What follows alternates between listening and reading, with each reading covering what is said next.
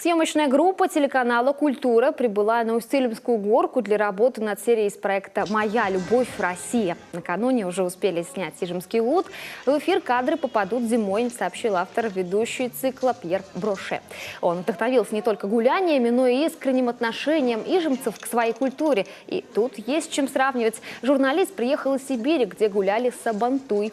Так вот, праздник в Ижме оказался куда масштабнее.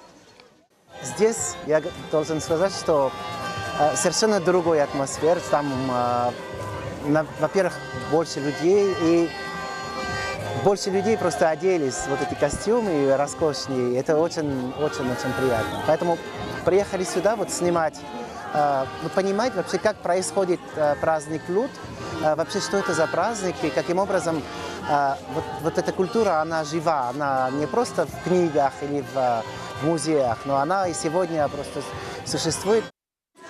Лут съемочная группа федерального канала выбрала не случайно. Понятно, что конкуренция среди регионов за каждую минуту высокая. Вдохновили хорошие отзывы. К тому же в этом году праздник включен в первоочередные объекты проекта «Серебряное ожерелье России» как брендовое событийное мероприятие.